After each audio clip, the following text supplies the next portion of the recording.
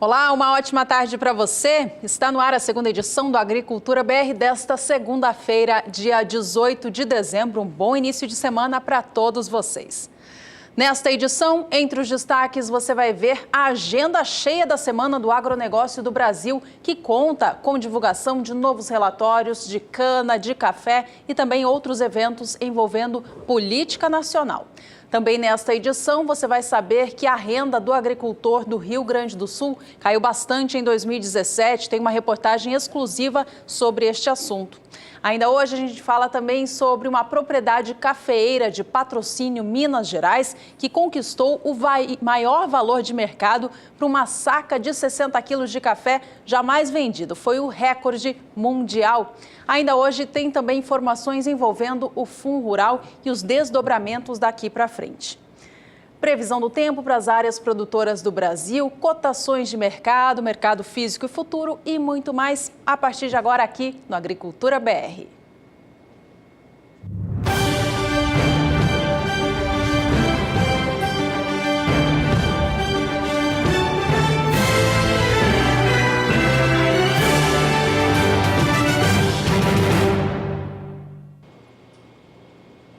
Esta semana será marcada pela divulgação de dois importantes relatórios pela Conab.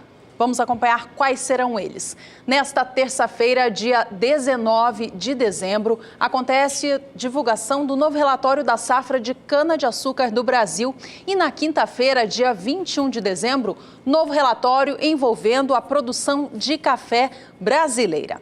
Em relação aos números da safra de cana, trata-se da temporada 2017-2018, que encerra oficialmente no dia 31 de março. Esse vai ser o último relatório da safra pela Conab. Já na comparação com os números do café, a Conab divulga na quinta a sua última projeção para a safra 2017 do grão, portanto, os números finais desta temporada que passou. Ao longo da semana também serão divulgadas novas expectativas em relação à safra de soja do Brasil, como a da Agência Safras e Mercado, por exemplo, e também possíveis acontecimentos envolvendo a política nacional, em especial no que diz respeito à reforma da Previdência. Estas articulações no cenário político nacional podem mexer com o rumo do dólar no Brasil. Enfim, são fatos e números para a gente ficar de olho ao longo de toda essa semana, já que eles exercem influência no mercado e, consequentemente, no bolso do agricultor.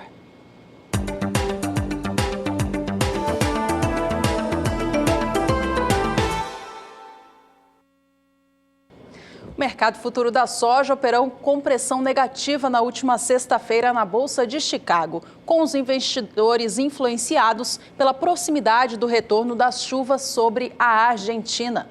Segundo a consultoria AGA Resource, o volume de contratos sendo negociados hoje em dia na Bolsa norte-americana tem ficado abaixo da média para esta época do ano. De acordo com especulações, os operadores de mercado estariam à espera dessa chegada das chuvas realmente nas áreas produtoras da Argentina para colocar ainda mais pressão nos contratos em Chicago.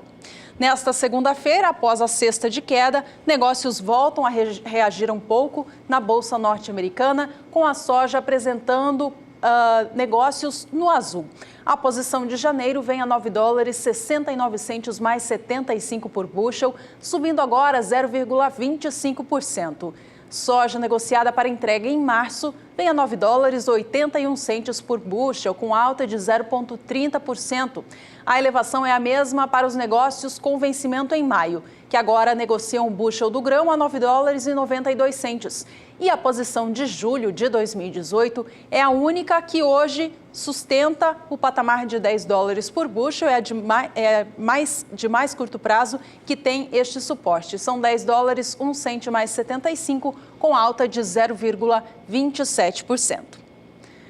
E diante de tanta influência que as previsões climáticas sobre a Argentina têm influenciado no mercado internacional da soja, a gente quer saber mais uma vez com a Juliana Rezende da Somar Meteorologia o que a gente pode esperar do clima para o nosso país vizinho no decorrer desta semana. Ela traz os destaques no quadro Agroclima. Agroclima, oferecimento Biomatrix, sinal verde para alta qualidade em grão e silagem de milho. Olá, boa tarde a todos. O último final de semana foi de condições satisfatórias para os produtores de soja e de milho da Argentina. As instabilidades ganharam bastante intensidade, teve acumulados que puderam alcançar até os 100 milímetros na região dos Pampas. E com isso, agora os produtores seguiram avançando com as atividades de plantio, tanto da soja e também do milho. A soja agora já alcança em torno de 63% de áreas plantadas, enquanto que o milho 45%. Agora, nos próximos dias, ainda tem previsão de chuva na Argentina, especialmente do centro para o norte do país. E os acumulados vão ser elevados, em torno de 30 até 50 milímetros, agora no decorrer dos próximos 5 dias até o dia 23. A partir da semana seguinte, entre o dia 24 até o dia 28, a chuva agora perde intensidade nas áreas centrais, mas ainda segue concentrada no extremo norte da Argentina. Dessa vez, a chuva perde um pouco mais de intensidade. Os acumulados agora vão ser baixos, em torno de 15 milímetros entre o dia 24 até o dia 28. Então, no decorrer agora dos próximos dias, ainda tem previsão de chuva em áreas produtoras de soja e de milho da Argentina. Essas instabilidades perdem intensidade conforme nos aproximamos do final do mês de dezembro. Mas então essa segunda quinzena ainda de dezembro ainda deve ser de condições mais satisfatórias para os produtores de soja e de milho da Argentina. Daqui a pouco eu volto com mais previsão do tempo. Na terça-feira da semana passada, dia 12 de dezembro, foram divulgados vários relatórios com expectativas de safra, entre elas a do Brasil. No que diz respeito à nossa safra de soja, temporada 17-18, a Abiov também apresentou as suas projeções. A Abiov é a Associação Brasileira dos Processadores de Óleos Vegetais. Os números divulgados pela associação ficaram maiores do que a projeção apresentada por eles no mês de novembro. O clima favorável até o momento pela safra brasileira, que tem influenciado nesta expectativa de safra que cresceu. Em novembro, a Abiov estimava a safra do grão em 108 milhões e 800 mil toneladas. Em dezembro, trouxe para 109 milhões e meio de toneladas a projeção de colheita de soja do Brasil neste ciclo novo. A projeção da Abiov é, por enquanto, a mais alta entre os órgãos oficiais. Na semana passada, a gente viu Estados Unidos, Conab e IBGE apresentando as suas projeções. O Departamento de Agricultura dos Estados Unidos manteve a projeção da safra brasileira do grão em 108 milhões de toneladas. O IBGE apresentou também na última terça sua expectativa, estimando a safra em 108 milhões 140 mil. A Conab elevou a sua projeção para 109 milhões 180 mil toneladas de soja e a Abiov, como acabamos de ver, trouxe a projeção de 109 milhões e meio de toneladas. Em relação à projeção de processamento de soja pelo Brasil neste ciclo novo, temporada 17-18, a Abiov manteve o seu número na comparação com a expectativa apresentada em novembro. Mas os estoques finais de passagem, estes sim sofreram uma redução expressiva. O processamento seguiu mantido em 43 milhões de toneladas. Já os estoques finais saíram de 5 milhões e 600 mil toneladas para 4 milhões de toneladas e meia de soja. Essa redução expressiva nos estoques de passagem tem a ver com a revisão no número de exportações de soja pelo Brasil. Segundo a associação, nesta reta final de 2017, o Brasil teve vendas atípicas de soja para o exterior, elevando a sua venda aos países compradores. Isso aconteceu devido à safra grandiosa que a gente teve no ciclo passado, 16-17, que foi recorde. E isso estimulou mais vendas no país nestes últimos meses, fazendo com que a Abiov, portanto, revisse a sua expectativa de embarques de soja pelo Brasil. Brasil lidera as exportações mundiais do grão. Em novembro, a Abiov estimava em 66 milhões de toneladas os embarques no ano de 2017. Agora, em dezembro, subiu para 67 milhões e 800 mil toneladas, esta projeção ficando bem acima das exportações dos Estados Unidos, que eram, até 2 anos atrás, os maiores exportadores de soja do mundo. Brasil passou a liderar faz 2 safras e agora, veja só, alcançando esse número bastante expressivo. Em relação à temporada 2018, o ano de 2018, a Abiov segue estimando a exportação de soja pelo Brasil em 65 milhões de toneladas.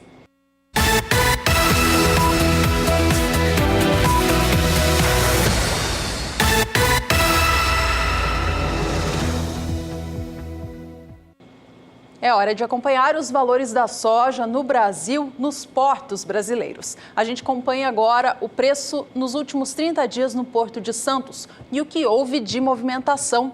Veja que há um acréscimo de 0,40% se a gente comparar o valor de hoje com um mês atrás. No dia 17 de novembro, Porto de Santos pagava R$ 74,50 pela saca do grão. Já no dia 29 de novembro, reduzia em R$1 o valor dessa saca, fechando na data R$ 73,50. Dezembro começou com um novo patamar de preços para a soja no Brasil. No Porto de Santos, ela valia R$ 76,00 no dia 7 de dezembro. E nesta segunda-feira, dia 18 do mês, são R$ 74,80.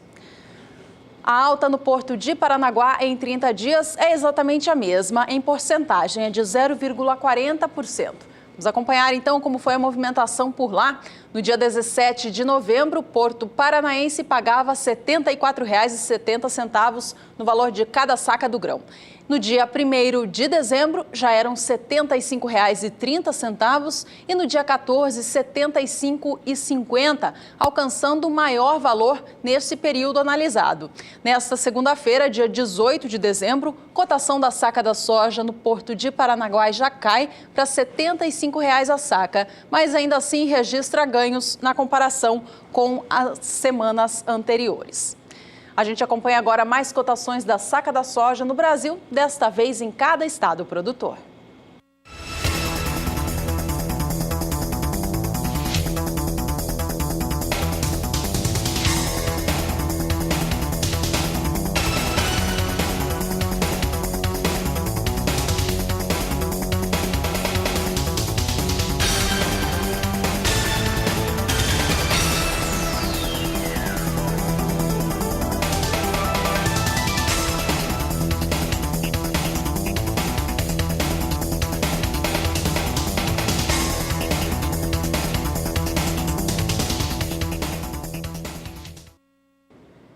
De olho agora no dólar aqui no Brasil, ele que tem sofrido influência direta dos acontecimentos envolvendo a reforma da Previdência. Nesta semana, o governo federal ainda tenta dar continuidade às articulações envolvendo esta reforma. Vamos acompanhar como vem, então, o câmbio sentindo toda essa aflição do mercado. Dólar vem, neste momento, em queda de 0,39%, negociado a R$ 3,29, mais 5. Até o fim dessa edição, a gente dá mais uma checada para saber como que a moeda se comporta nesta segunda-feira. Por aqui é hora de intervalo comercial. Fique com a gente, no próximo bloco tem os números para o milho e o trigo no cenário físico do Brasil e também as últimas informações envolvendo o Fundo Rural. Nós voltamos já. Por aqui, ao acordar, os olhos são voltados para a terra. E quando não são eles, todos os pensamentos são para ela. É chuva, suor, soja, milho, feijão, arroz, café, máquinas no campo. Às vezes é a leveza ou a força da chuva, em outras a dureza da falta dela. Há outros momentos ainda. Parece que a sociedade esquece quem a sustenta e alguns nos criticam. Particularmente é quando trabalho mais. Tem também aquelas vezes que tudo dá certo no campo, mas o preço cai. Normalmente é neste o momento quando mais fico ligado no canal do boi. Há outras situações que parece tudo ter desabado, mas a minha alternativa é olhar para frente e acreditar. Eu vou para o campo e com a terra fico. Com a terra renovo a esperança. Renovamos juntos. Canal do Boi. Em 2018 é muito mais agrícola, é muito mais pecuária.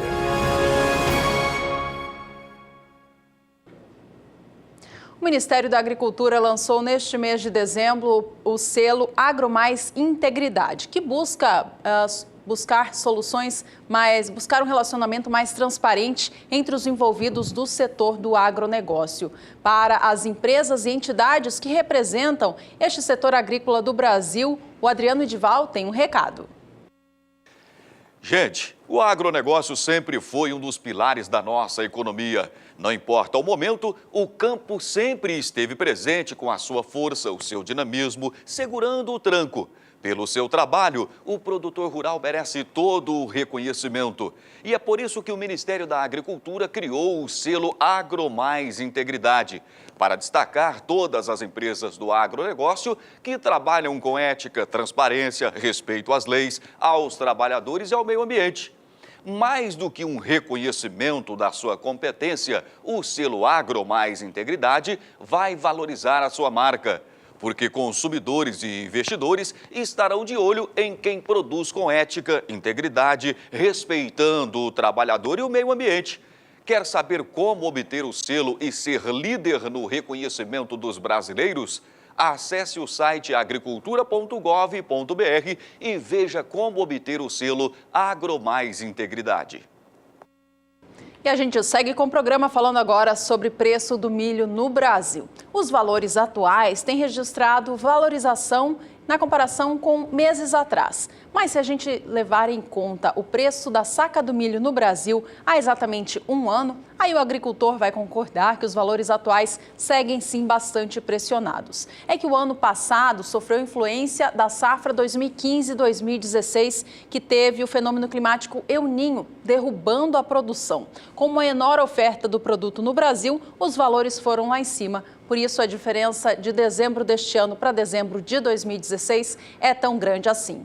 O Agricultura BR trouxe esses números hoje para você acompanhar o que houve nestes últimos 12 meses. Veja que na média Brasil, o valor da saca do milho está hoje 17% mais baixa na comparação com dezembro de 2016.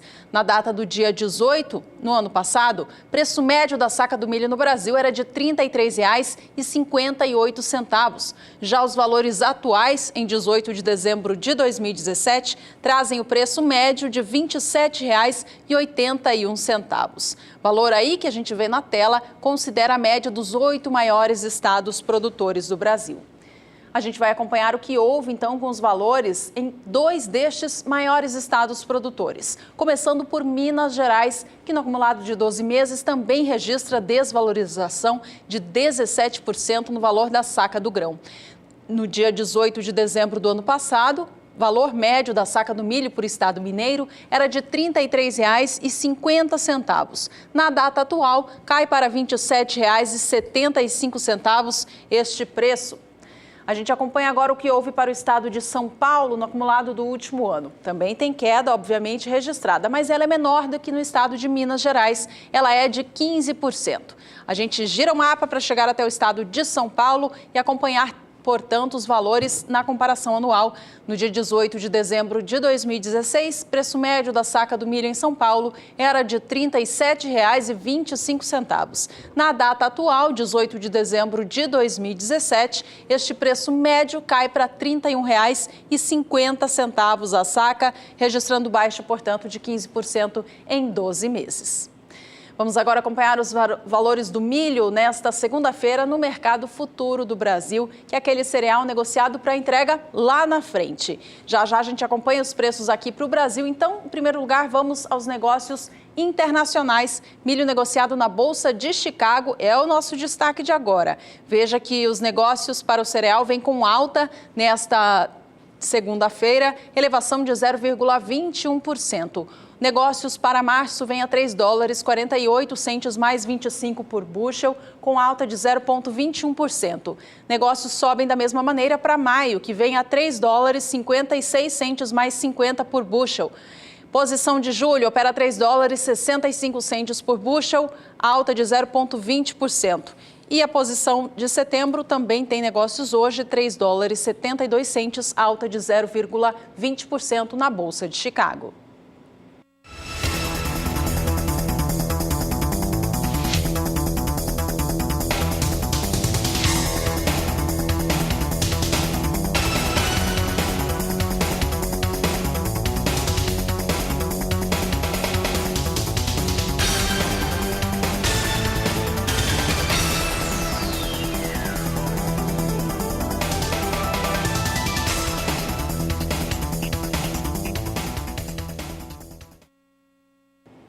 Notícias agora envolvendo o Fundo Rural.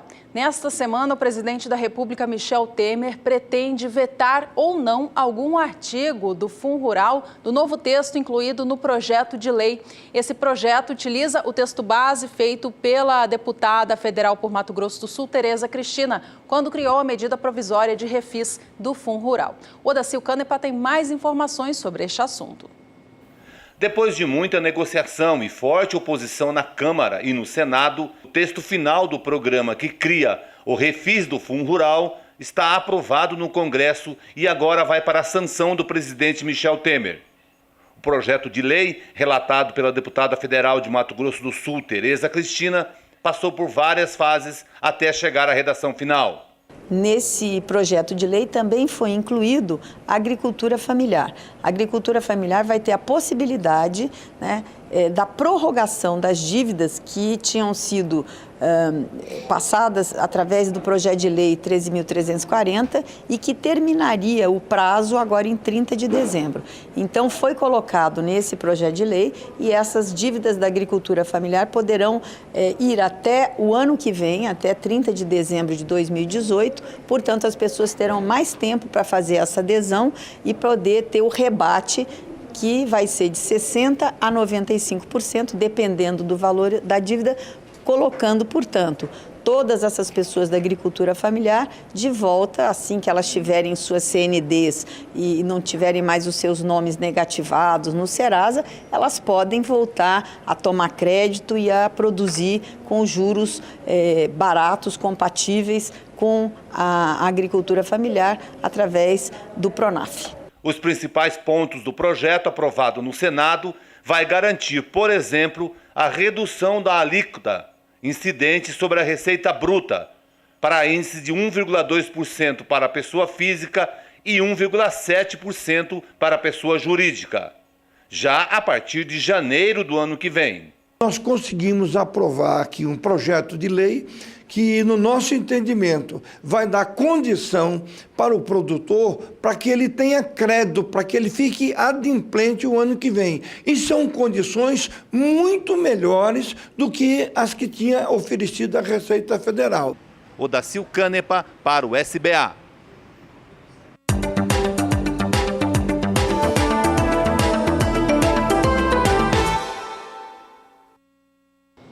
A semana passada foi marcada por oscilação no mercado do trigo no cenário físico do Brasil. De acordo com apurações feitas pelo CPEA, ainda assim, o mês de dezembro acumula ganhos para o cereal, tanto no Rio Grande do Sul quanto no estado paranaense.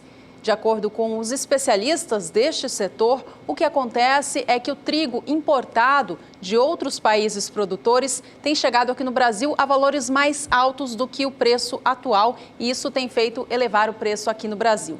A gente acompanha como foi a semana passada para o estado do Paraná, com o valor do trigo tipo pão ou melhorador.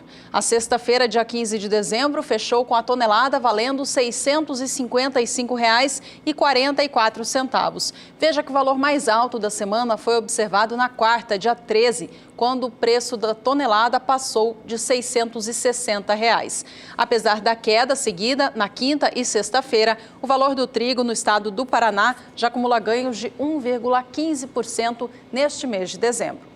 No Rio Grande do Sul também é alta observada para o trigo tipo brando. Ela é de 1,77% no mês de dezembro. A última sexta também foi marcada por baixa. O valor da tonelada do trigo tipo brando fechou a R$ 589,19.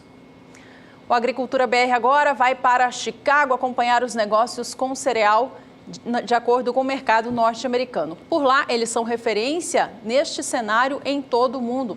O que acontece no cenário mundial de trigo é uma oferta abundante e, com isso, as cotações vêm pressionadas ultimamente. Os valores seguem em patamar bem abaixo daquele que é satisfatório, que é acima de $5 por bushel pelo bushel do trigo. A posição de março vem agora a 4 dólares 21 centes mais 75, com alta de 0,83%. Maio sobe 0,81% e negocia o bushel do cereal a 4 dólares 34 centes mais 25. E enquanto isso, julho opera a 4 dólares 47 centes mais 50 por bushel, alta de 0,78%. A gente viu ali que o trigo até tem uma alta expressiva nesta segunda-feira, mas os valores seguem para baixo, bem abaixo deste valor satisfatório de 5 dólares por bushel.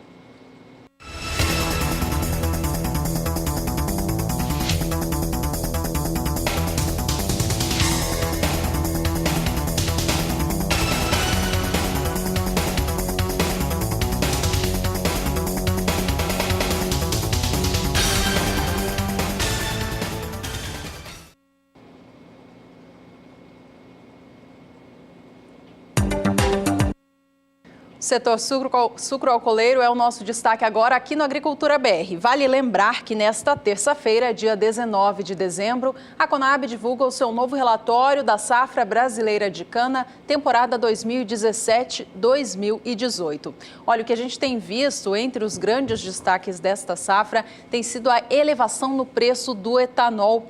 Desde que a gasolina, o seu combustível concorrente, teve o aumento dos impostos de PIS/COFINS no decorrer deste ano, o preço do etanol foi lá em cima, já que a procura ficou mais elevada.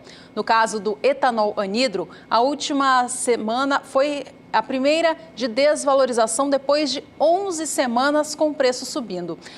O preço do etanol hidratado, por sua vez, registrou na semana passada novos ganhos no mercado atacadista de São Paulo. A gente acompanha agora estes valores de acordo com o CPEA.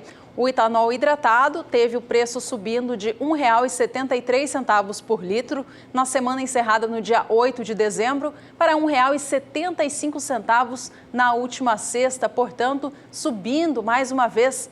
Mudando a tela, a gente traz agora o preço do etanol anidro, que é aquele que é adicionado à gasolina. Como eu dizia há pouco, depois de 11 semanas consecutivas de alta, o preço do biocombustível caiu nesta última, saindo de R$ 1,90 por litro para R$ 1,89 por litro no mercado atacadista de São Paulo. Apesar da baixa, os valores estão bem mais altos na comparação com os demais meses do ano.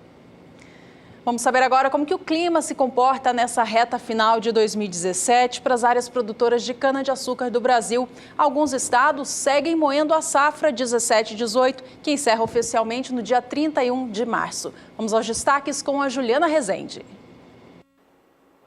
As instabilidades agora vêm avançando pelo centro-sul do Brasil. Após períodos de tempo mais seco, as instabilidades voltaram a se concentrar, especialmente agora na região sul. E conforme avançamos agora em direção para os próximos dias, tem previsão de chuva abrangente em grande parte do centro-sul do Brasil.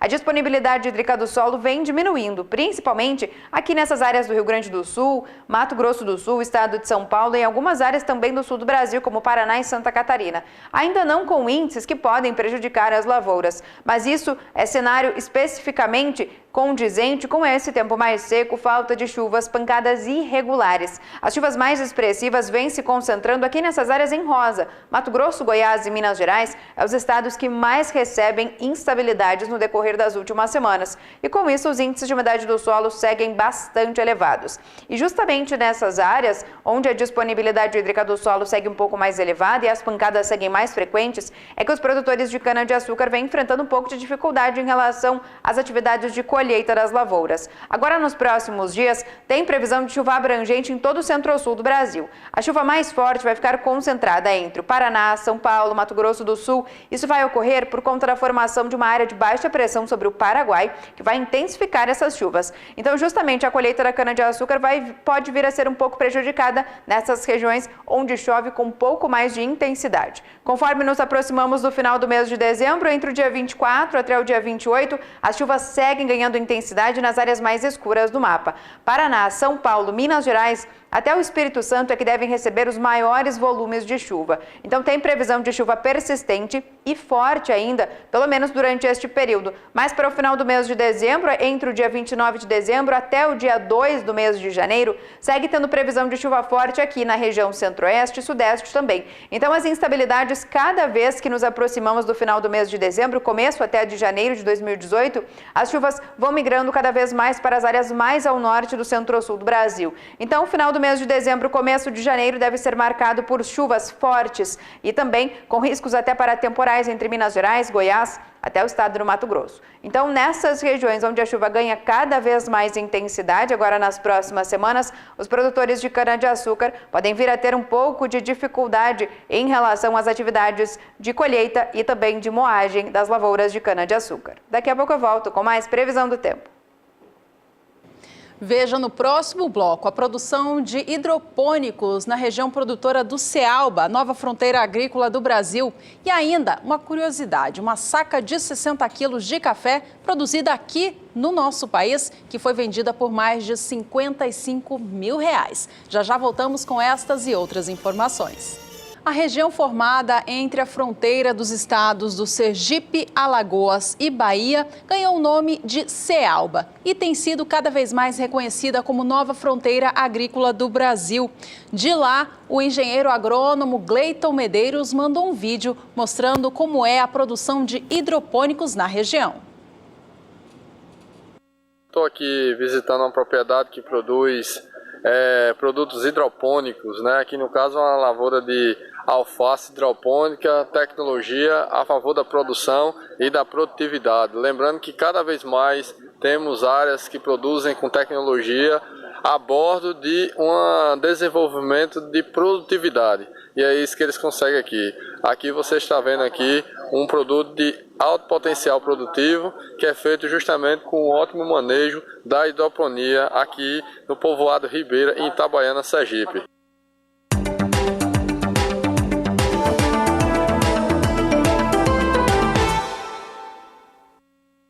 A Agricultura BR destaca agora o mercado do café e a gente fala do café Conilon. Olha, esta safra 2018 do grão pode vir a ser positiva. Os maiores estados produtores, que são Espírito Santo, Rondônia e Bahia, têm recebido volumes de chuva significativos nos últimos períodos, indicando que a fase de enchimento de grãos vai ter umidade suficiente para garantir bons frutos no pé.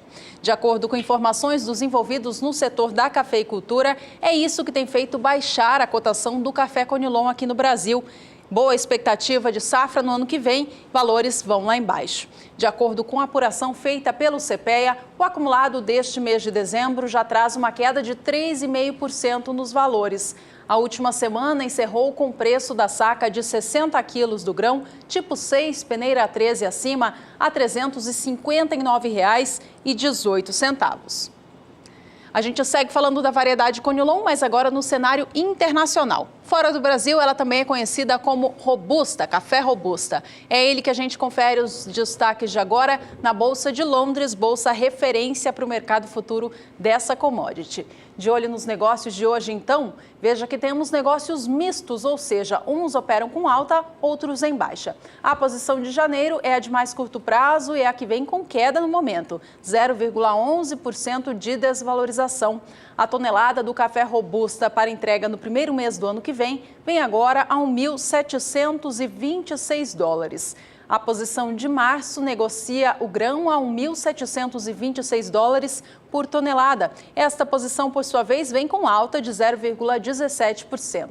A elevação é a mesma para o Robusta negociado para maio, que agora é vendido a $1.734 na Bolsa Londrina. E os negócios para julho também sobem levemente, vem com alta de 0,16%, negociando a tonelada do grão a $1.774. Apesar do campo positivo para a maioria das operações, vale a gente lembrar que aquele número margem que é reconhecido como positivo para essa commodity acima de $2.000 por tonelada, portanto, em um patamar de 1.700, dá para confirmar o quanto os valores vêm baixos.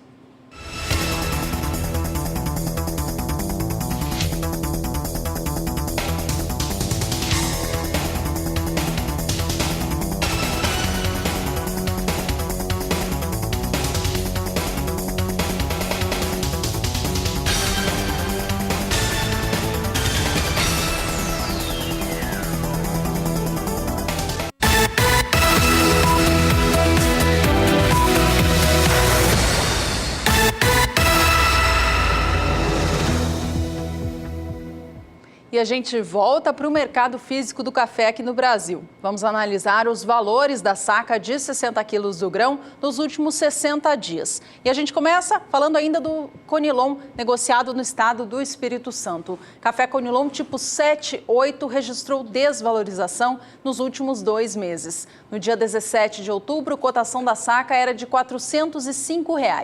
Em novembro, já caía para R$ 395 no dia 23, registrando novas baixas neste mês de dezembro. Na data do dia 10 de dezembro, a cotação do Conilon tipo 7,8 era de R$ 390 e nesta segunda-feira, 18 de dezembro, R$ 385 a saca. Isso equivale a 5% a menos na comparação com 60 dias atrás. A queda, como eu comentava há pouco, é atribuída pela expectativa de uma safra positiva em 2018. Negócios agora para o café arábica aqui no Brasil. A gente confere 2 regiões de referência. Em primeiro lugar, a região produtora de São Paulo, Mogiana, que no acumulado de 60 dias registra ganhos de 2%. Veja a oscilação acontecendo para o valor do café arábica no Brasil neste período. O mercado de arábica esteve totalmente atrelado aos negócios em Nova York.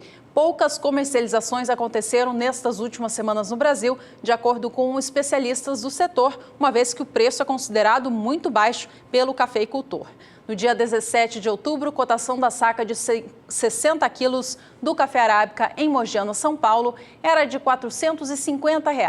No dia 14 de novembro, R$ 465 a saca e no dia 7 de dezembro, alcançava o valor de R$ 470. De lá para cá, no entanto, perdeu força, voltou a cair o preço do café em São Paulo. Na data atual, 18 de dezembro, são R$ 460 o valor pago pela saca de 60 quilos do grão. São 2%, portanto, a mais na comparação com 60 dias ou R$ 10 a mais por cada saca. Por fim, vamos agora aos negócios na região sul de Minas Gerais, a maior produtora da espécie arábica aqui no Brasil. Por lá também há ganhos se a gente comparar os últimos 60 dias, mas esse período foi de grande oscilação.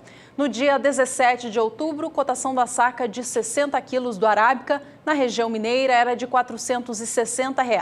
Valores subiam para 470 no dia 10 de novembro e para 475 na data do dia,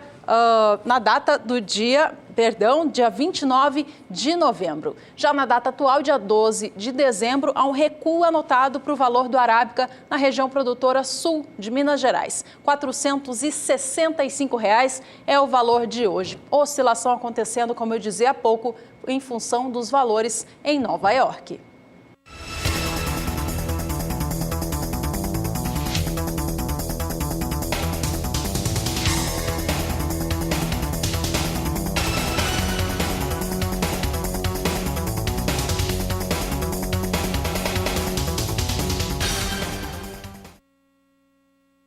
E agora uma curiosidade. Enquanto o valor da saca de 60 quilos do café arábica no Brasil tem sido vendida na casa dos R$ 450, R$ 460, um valor da saca de 60 quilos de uma propriedade cafeeira de Patrocínio, Minas Gerais, alcançou recentemente o maior valor pago por uma saca de café da história. Foi recorde mundial.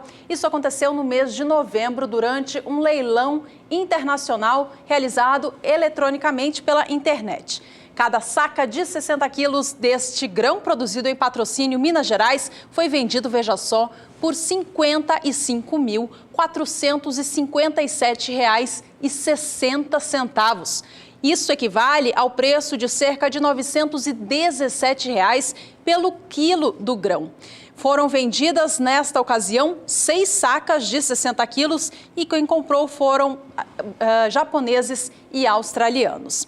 O dono dessa produção mais cara de café do mundo é um jovem de 28 anos. O nome dele é Gabriel Nunes. Ele contou em uma entrevista na internet que não esperava por esse valor tão elevado assim, mas ficou sim muito orgulhoso pela produção da família. Ele contou que esse café que é muito bem tratado por lá, foi cultivado a 935 metros de altitude. Os grãos foram colhidos manualmente e o lote vencedor passou por processo de fermentação, foi descascado e secado por 23 dias. Esta propriedade cafeeira, que fica localizada em Patrocínio, Minas Gerais, é a Fazenda Bom Jardim. Então, parabéns a vocês e sucesso nas próximas vendas.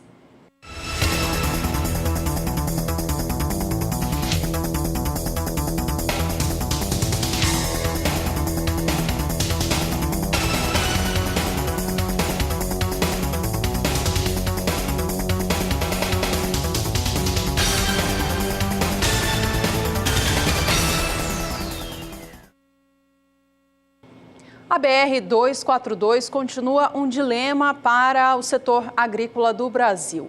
De acordo com informações de Brasília, esta rodovia deve ganhar em breve um novo estado para ser cuidada. Mais informações com Odacil Canepa. A BR-242 começa na Bahia, corta o Tocantins e passa por Mato Grosso. São mais de 2.300 quilômetros de estradas e muitos problemas. Buracos e atoleiros infernizam a vida de quem transporta grãos. A Comissão de Defesa da BR cobrou esta semana do governo federal o início das obras. Não vou dizer um pacto, fizemos uma parceria para resolver definitivamente o problema da BR-242. E já adianto que a BR-242 vai ter obra em 2018. Temos um trecho de querência vindo para a Gaúcha que está fora do impacto e nós temos um trecho de Santiago do Norte indo para a Gaúcha também, que fica fora da zona de convergência do Parque do Xingu. A rodovia passa perto do Parque Nacional do Xingu. Por isso, qualquer intervenção precisa de uma análise da FUNAI e de outros órgãos do governo. O IBAMA alerta ao DENIT que é preciso apresentar um estudo de impacto ambiental da BR-242. Sem o levantamento, não há obra. Nós estamos buscando um entendimento entre os órgãos, entre a Casa Civil, para que possamos, ao menos, aproveitar parte dos estudos ambientais que foram feitos no passado, para que possamos obter uma licença, pelo menos para 35 quilômetros, saindo de Santiago do Norte em direção à Gaúcha do Norte. Odacil Canepa para o SBA. E no próximo bloco a gente fala de arroz. Você vai saber que o plantio no Rio Grande do Sul está praticamente finalizado. E também destaques para o Tocantins, que vem ampliando a sua área destinada ao cereal, mas que enfrenta ainda algumas dificuldades para alavancar esta produção. Já depois do intervalo. A renda do agricultor gaúcho caiu quase 27% neste ano. Nem mesmo a produção, que cresceu quase 10%, foi suficiente para diluir os custos. Veja mais informações na reportagem de Annelise Nicolodi. Os agricultores familiares do Rio Grande do Sul chegam ao final deste ano com renda 26,93% menor. É o que mostram os dados levantados pela Companhia Nacional de Abastecimento, Emater e Diese. O encolhimento do lucro do produtor tem relação direta com a desvalorização dos produtos agrícolas. Da soja ao arroz, todos tiveram queda na comparação de dezembro deste ano com dezembro de 2016. Uma das maiores crises foi enfrentada pelo produtor de leite. O alimento caiu 21,18%, segundo dados da Emater. O litro do leite em dezembro de 2017 ficou em 93 centavos. No ano passado, chegou a R$ 1,18. Para 2018, as entidades do setor acreditam numa recuperação, apesar dos meses de janeiro e fevereiro serem de retração no consumo. Annelise Nicolodi, para o SBA. E depois de um mês de novembro de baixas precipitações, o estado gaúcho caminha agora para a reta final do plantio da safra de arroz. De acordo com informações do IRGA, o Instituto Rio Grandense do Arroz, a semeadura está praticamente finalizada. Nesta última quinta-feira, dia 14 de dezembro, O IRGA divulgou que a área plantada havia alcançado 99,5% de um total previsto neste ciclo novo de 1.078.000 hectares. A fronteira oeste e a planície costeira interna são as duas regiões que haviam concluído 100% dos trabalhos até a data 14 de dezembro. No ano passado, o estado concluiu 100% da semeadura do arroz no dia 22 de dezembro. A gente acompanha agora o mercado gaúcho do arroz e o que tem acontecido com os preços nos últimos dias. De acordo com a apuração do CPEA e do Rio Grande do Sul, os valores seguem estáveis, dentro da casa dos R$ 37,00. Na última sexta-feira, dia 15 de dezembro, cotação da saca de 50 quilos do arroz em casca fechou em R$ 37,38. A oscilação neste mês de dezembro tem sido pouca, registra alta de 0,46% no acumulado do mês. Vamos saber agora com a Juliana Rezende, da Somar Meteorologia, como que o clima se comporta para essa reta final de plantio e também para aquelas áreas de arroz que já se encontram implantadas. Durante o final de semana, as chuvas ganharam intensidade no Rio Grande do Sul. Foi a formação de uma frente fria que acabou intensificando as instabilidades, o que até aumentou os índices de umidade do solo no Rio Grande do Sul, especialmente aqui nessas áreas em azul, do extremo oeste, extremo norte até o nordeste do Rio Grande do Sul. Só que nas áreas centrais e também no sul do estado, a disponibilidade hídrica do solo ainda não aumentou, porque essa chuva veio com força, mas ela não veio regular e não veio bem distribuída. Agora, nos próximos dias, ainda vai ter previsão de chuva na região sul. Os produtores de arroz que ainda seguem otimistas em relação a essas próximas instabilidades. Uma área de baixa pressão vai se formar sobre o Paraguai e vai formar instabilidades com mais intensidade, especialmente aqui no noroeste do Rio Grande do Sul. Vai ter acumulados em torno de 50 milímetros em apenas 5 dias. Só que a chuva mais forte vai ficar concentrada principalmente no estado do Paraná. Então, grande parte do Rio Grande do Sul deve receber pancadas ainda de fraca intensidade. A partir da segunda semana, entre os dias 24 até o dia 28 de dezembro, a chuva forte ainda vai ficar concentrada nas áreas mais ao norte do Rio Grande do Sul, enquanto que no oeste e também no sul gaúcho, previsão de pancadas mais fracas e com baixos acumulados. Agora, mais para o final do mês de dezembro, entre os dias 29 de dezembro até o dia 2 de janeiro, as chuvas perdem intensidade na maior parte do Rio Grande do Sul.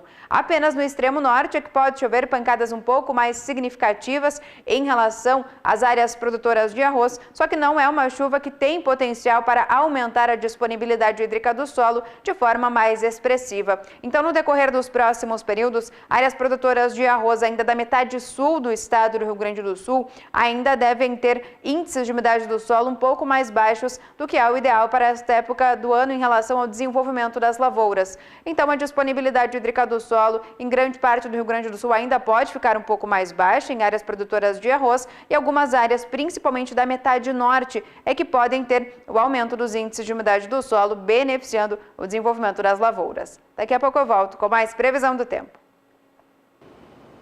E o estado do Tocantins está entre os de maior área destinada ao cultivo de arroz no Brasil. Ele tem a maior área destinada ao cereal da região norte do país. De acordo com a Conab, a sua produção é maior parte de arroz irrigado, mas o estado também produz arroz de sequeiro.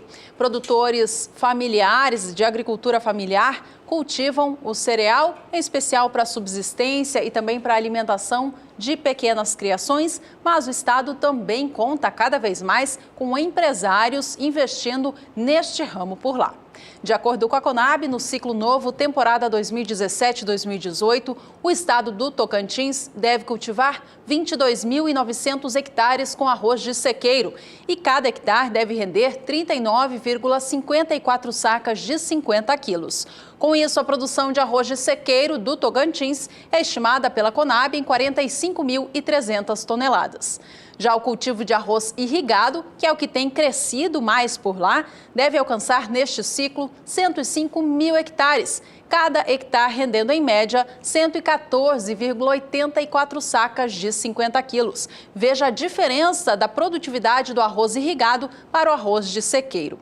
A produção do arroz irrigado deve chegar, de acordo com a companhia, em 602.900 toneladas. A Juliana Rezende volta agora. Fala como que o clima se comporta, então, no Tocantins daqui para frente. A primeira quinzena do mês de dezembro foi marcada por chuvas concentradas na metade norte do país e o estado do Tocantins foi bastante afetado. Isso porque as chuvas de forte intensidade até superaram a média já climática para esta época do ano e conseguiram aumentar os índices de umidade do solo na maior parte do estado do Tocantins, onde agora os índices superam 90%. Nos próximos 5 dias ainda tem previsão de chuva no estado do Tocantins. Instabilidades tropicais seguem bastante abrangentes na metade norte do país. Só que dessa vez o volume de chuva não vai ser muito elevado, fica em torno de 30 milímetros até pelo menos o dia 23. Já a partir da semana seguinte, entre o dia 24 até o dia 28, as instabilidades persistem, porque também persistem de maneira bastante abrangente na região nortista. Agora, mais para o final do mês de dezembro até o comecinho do mês de janeiro, até pelo menos o dia 2 de janeiro, segue tendo previsão de chuva na maior parte do estado do Tocantins. O volume de chuva segue um pouco mais elevado, especialmente na metade sul do estado. Então, no decorrer dos próximos dias, tem previsão de instabilidades persistentes no estado do Tocantins. Com isso, a condição de umidade do solo deve seguir bastante elevada agora durante essa segunda quinzena do mês de dezembro, favorecendo as lavouras que estão em desenvolvimento. Hoje encerro por aqui a minha participação. Até mais! E o estado do Tocantins vem crescendo ano a ano com a sua produção de arroz, mas ainda enfrenta algumas dificuldades que travam essa evolução. Entre elas está a falta de cultivares adaptadas ao clima local e também a principal doença que atinge a cultura por lá, que é a brusone. A brusone é causada, é considerada, a doença mais importante do arroz no mundo inteiro. Tem um alto poder destrutivo, podendo causar perdas em mais de 80% da plantação. Causada por um fungo, a brusone pode ocorrer em todas as fases de desenvolvimento da cultura e também em todas as partes da planta. As perdas de produtividade podem ser reduzidas com o emprego de variedades resistentes, fato esse que o Tocantins ainda não conta. Bom, e a gente segue agora para mais um rápido intervalo. No próximo bloco falamos de turismo rural e também sobre o uso de biologia para cultivar as safras no Brasil. Não saia daí, voltamos já. Fim de ano chegando e a Agricultura BR está em clima de turismo rural. A repórter Rosa Cabral leva você agora a um passeio em uma fazenda em Mato Grosso do Sul que alia conforto com rusticidade. Acompanhem. E o nosso passeio é aqui no sítio Harmonia, que fica em Campo Grande, no Mato Grosso do Sul, que tem um sistema diferente do turismo rural tradicional. Abre somente aos domingos e tem uma capacidade para aproximadamente 50 pessoas. Bora?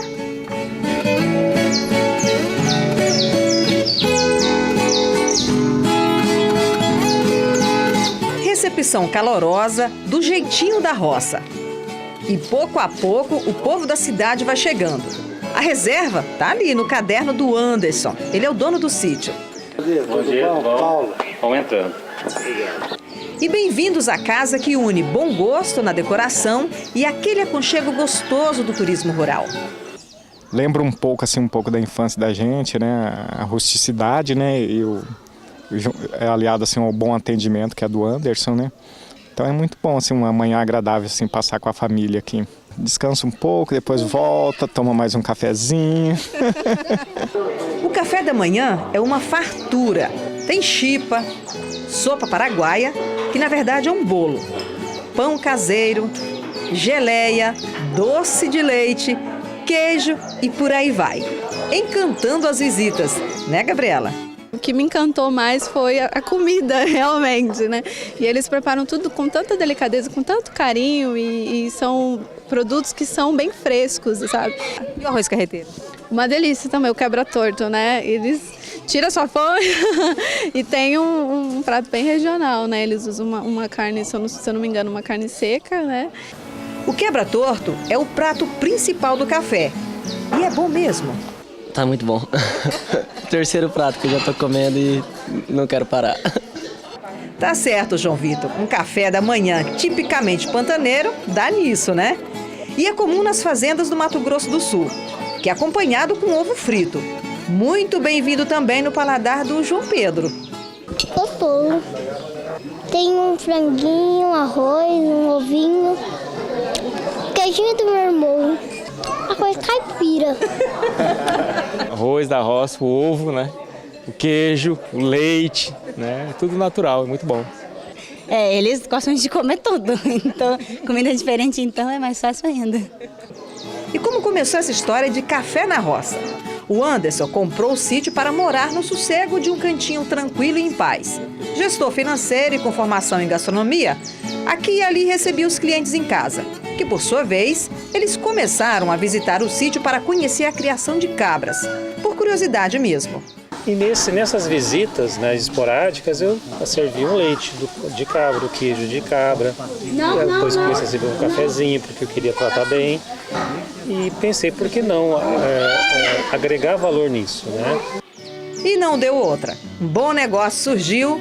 No roteiro, a visita ao criatório das anfitriãs, as cabras, também está na lista. A pessoa não sabe o que significa esse elemento aqui. O animal. O animal ou a vegetação. Porque eles vão lá no restaurante, tá na hora. Só que isso daqui, ele não sabe quanto tempo leva para chegar lá. E dependemos disso. O investimento inicial foi em 17 matrizes e um reprodutor. As raças com aptidões para carne e leite vieram de Minas Gerais. Hoje, o número de animais está aí na casa de 60. E a produção leiteira, que é servida no café da manhã, também é comercializada.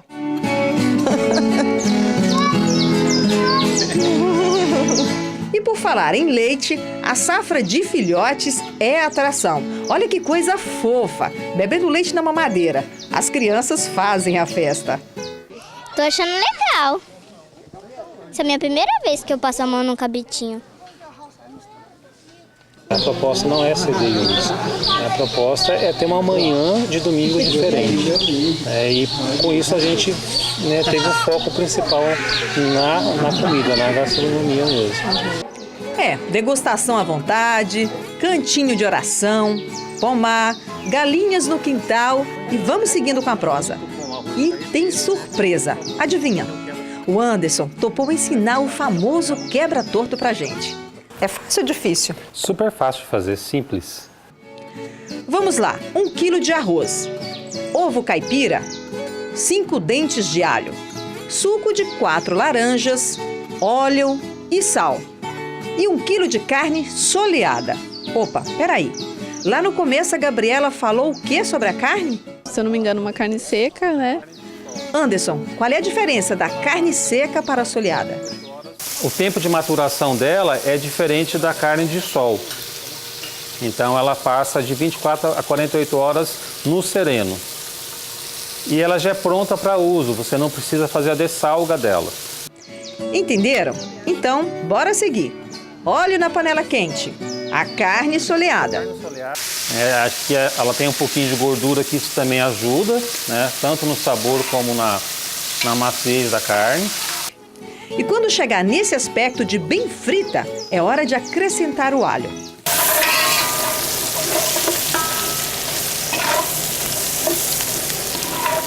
Alho dourado, entra o suco de laranja. Então ele vai ajudar na maciez da carne e na coloração do arroz também, na finalização do arroz. O suco também serve para ajudar a soltar a borra que fica no fundo da panela, que dá a coloração no arroz. Bem passado, vamos colocar a água fervendo. Tapa a panela, em média, meia hora de fogo. Pronto, hora de fritar os ovos. Servidos? Nossa equipe sim. E aí, Paulo? Suspense? Muito bom. Cadiel? Muito bom, Anderson. Valeu mesmo, hein? Obrigado. E aí, Rosa? Ai, isso de comer rezando que tem o pecado da gula, meu povo, olha, vale a pena, ó. Faz aí, ó, muito bom. Tchau, tchau, obrigada. Obrigada, Anderson. Valeu. Até a próxima. Nada.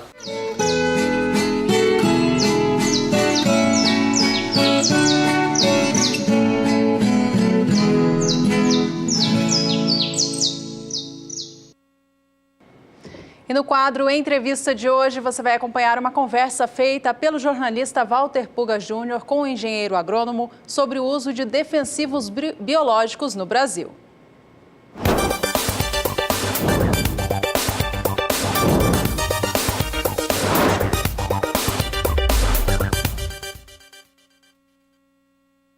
Paulo, obrigado por ter vindo participar aqui do nosso programa. Vamos começar lembrando o que é um defensivo biológico.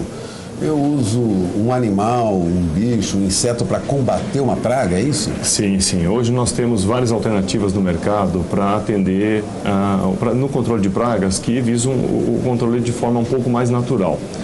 Basicamente nós temos vírus, bactérias, fungos, nematóides e também temos alguns insetos que são usados no controle de outras pragas.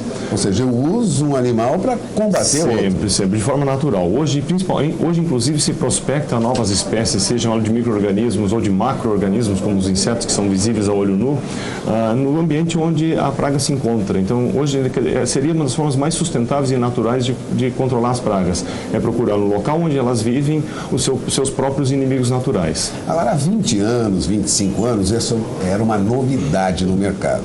Ou seja, usar defensivo biológico, um bicho, vamos dizer assim, para combater outro e com isso diminuir a praga nas culturas, né? Hoje, há um avanço muito grande. Esse mercado cresce no Brasil? Cresce muito. Nós tivemos, na verdade, um declínio. O controle biológico, nos primórdios da agricultura, ele era utilizado até porque era a única ferramenta de controle. Nos anos 40 e 50, com o advento dos produtos sintéticos, os produtos químicos sintéticos, e pela praticidade do uso deles e a eficiência que eles tinham, o mercado de controle biológico passou a declinar. E o que acontece? Nesses últimos 10 anos, tanto aquele anseio por ter produtos com menos resíduos, sendo produzidos de forma mais natural, levou a ciência novamente a gastar energia no desenvolvimento desses produtos. E hoje nós temos um cenário bastante complicado, uma vez que os produtos químicos que sempre deram tanta segurança hoje enfrentam sérios problemas de resistência, e isso não vem só aos químicos, vem também acontecendo com as plantas transgênicas. E eles são ferramentas extremamente importantes para o manejo também. Portanto, o defensivo biológico passa a ser uma alternativa não só viável como necessária. Sim, inclusive até nem usaria a palavra alternativa. Hoje ele é uma ferramenta muito utilizada. A pesquisa fez com que ele se tornasse muito mais eficiente. Hoje as empresas têm um controle de qualidade que permite chegar ao campo um produto com uma qualidade muito boa. E a escolha do produtor hoje para esse produto não é porque ele é sustentável, mas sim porque ele é competitivo, ele tem um preço competitivo e uma eficiência similar aos produtos químicos que existem no mercado. Bom, nós temos hoje, segundo dados da Fórum Brasileiro de Biodefensivos, quase 15 milhões de hectares tratados com defensivos biológicos no Brasil.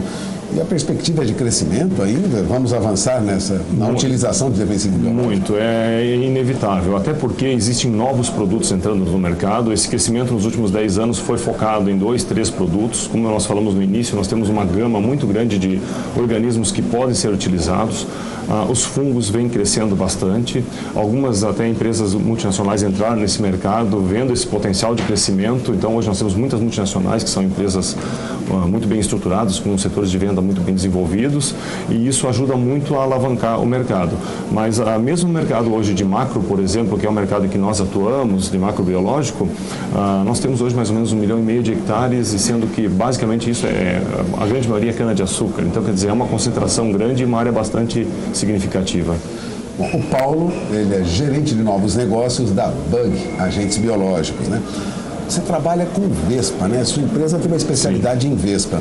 A área de atuação da Bug é só cana-de-açúcar? Não. A Bug sempre focou em grandes culturas. Então, o nosso foco sempre foi cana-de-açúcar, algodão, soja e milho. Hoje nós temos produtos registrados para o milho e para essas culturas também, mas o foco maior, e será o maior investimento para os próximos anos, é uma nova vespa chamada Telenomus podisi, que ele vem trazendo uma solução para um dos maiores problemas que nós enfrentamos enfrentamos hoje na cultura da soja, que é o percevejo marrom. Ele é uma praga que ocorre no final do ciclo, uma praga de difícil controle, uma vez que a cultura está estabelecida e tem muita massa foliar protegendo esses insetos. As pulverizações muitas vezes não conseguem atingir satisfatoriamente eles no meio da massa, ao passo que uma vespa ela tem a capacidade de voo e de penetrar no meio da massa da soja e parasitar os ovos desse percevejo. Esse é o grande produto para os próximos anos, porque ele tem um preço muito competitivo, inclusive até abaixo dos melhores produtos químicos do mercado hoje, e uma eficiência de controle similar ou superior. Ou seja, estamos no caminho de percevejo marrom pode ter solução sim, um controle eficiente sim, e não tão caro como já foi no passado. Esse controle era muito mais caro. Sem dúvida. Esse projeto ele já dura 7 anos. Desenvolvimento de uma dieta artificial para diminuir a manipulação, usar insumos um pouco mais baratos para conseguir reduzir o preço. No passado, hoje nós produzimos mais ou menos a 1/3 do preço que era há 7 anos atrás, quando a pesquisa se iniciou. Ou seja, viabilizar economicamente esse novo método de combate. Sem dúvida. O foco da Bang não é apenas fazer algo sustentável, tem que ser lucrativo para o produtor. Se não for um investimento que dê um retorno econômico, não vale a pena você alçar a mão só pelo fato de ser sustentável. Alguns anos, vamos lembrar, né? Você viveu esse mercado. Há alguns anos, quando se falava em defensivo biológico, era uma questão ambiental, era uma questão de evitar produtos agroquímicos, né? Mas agora é diferente, é uma questão econômica. Sem dúvida, sem dúvida. Assim, no passado se levantou muito essa bandeira, mas eu particularmente não acredito que as pessoas devam pagar mais caro por ter algo sustentável. O desafio da pesquisa, o desafio do desenvolvimento é desenvolver ferramentas, desenvolver produtos que sejam sustentáveis, que causam menos impacto ao ambiente e que sejam baratos, que não encareçam e que o produtor ou o consumidor não necessariamente tenha que pagar por isso. O mercado mesmo pagará por isso, as empresas. Bom, você acaba de ouvir Paulo Bogorni. Paulo Bogorni é gerente de novos negócios da Bang Agentes Biológicos, trabalha com defensivos biológicos que avançam no mercado brasileiro, é uma das empresas que participa desse mercado, mas é um mercado ainda que vocês não têm condição de atender. Se a demanda continuar nesse crescimento, é preciso multiplicar a empresa por centenas de vezes, né? Sem dúvida, é um desafio muito grande hoje, porque o mercado de cana-de-açúcar é grande, mas o de soja é muito maior. A demanda é grande. Hoje nós até focamos em fazer projetos com sementeiras que precisam muito desse tipo de controle para que possamos ter sementes de boa qualidade no mercado, mas a perspectiva é desse setor crescer mais de 100% ao ano. É um grande desafio. Bom, obrigado mais uma vez, a presença do Paulo Bogorni aqui conosco. Vamos encerrando esta entrevista. Voltamos ao programa.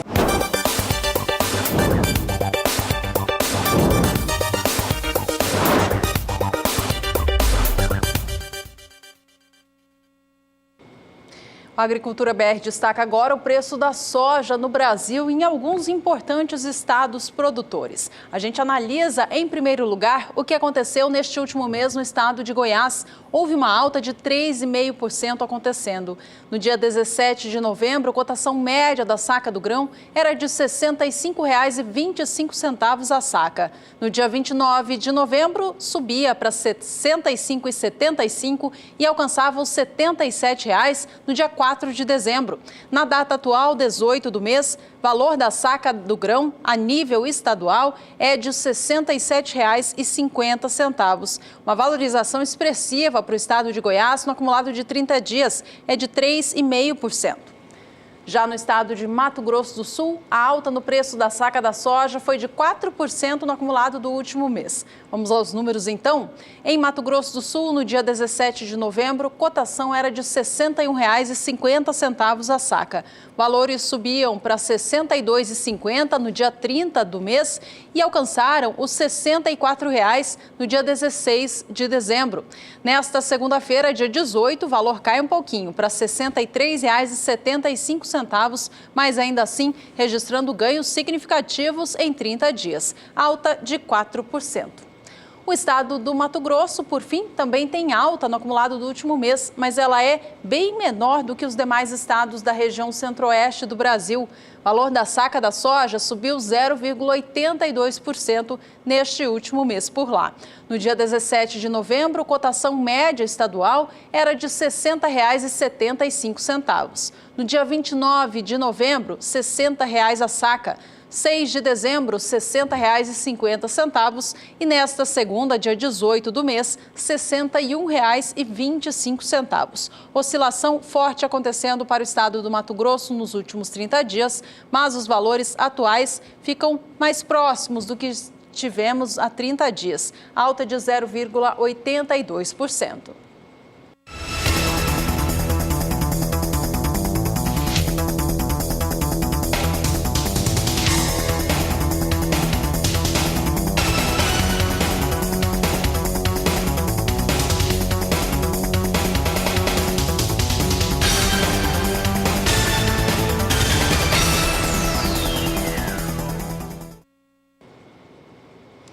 Agricultura BR na reta final, a gente acompanha agora a soja negociada na Bolsa de Chicago e também o dólar aqui no Brasil, eles que influenciam diretamente a cotação da saca do grão no mercado físico do Brasil. Vamos aos negócios em Chicago, então. Soja vem recuando neste momento, depois de ter aberto a segunda-feira em alta. Os negócios caem em virtude da proximidade das chuvas sobre a Argentina, país que tem a terceira maior produção comercial do mundo e que tinha a expectativa de receber um clima mais seco neste mês de dezembro. Essa previsão climática vai derrubando os preços da soja em Chicago. Os negócios para janeiro operam agora a $9,63 mais 75 por bushel, com queda de 0,36%. Soja negociada para março vem a $9,75 por bushel, com baixa de 0,30%. Os negócios para maio também caem 0,30% e negociam um bushel do grão a $9,86 agora. E a posição de julho, que hoje chegou a operar acima dos 10, agora vem abaixo disso, a $9,95 mais 75 por bushel, próximo à cotação mínima do dia, com queda agora de 0,32%. No Brasil, o dólar comercial caía na manhã desta segunda-feira na comparação com o fechamento da última semana. Moeda vinha há pouco a R$ 3,29, neste momento vem ainda mais baixa, a R$ 3,28 mais 7. Os negócios caem no momento 0,63%.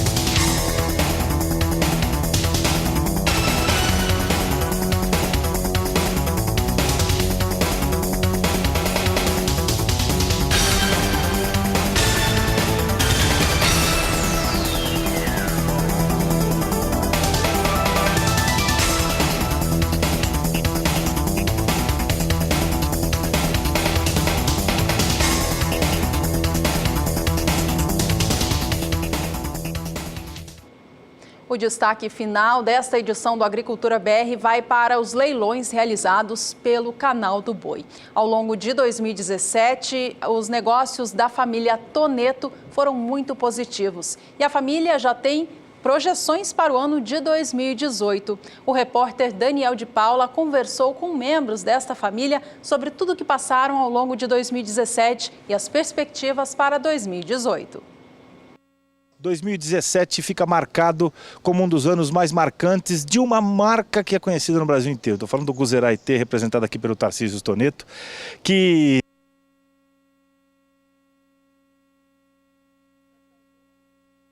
Tivemos um leve probleminha com a exibição desta reportagem. Já nas próximas edições você acompanha tudo isso. Para a gente fechar, você fica com mais cotações de mercado. Veja os valores da soja por todo o Brasil nesta segunda-feira.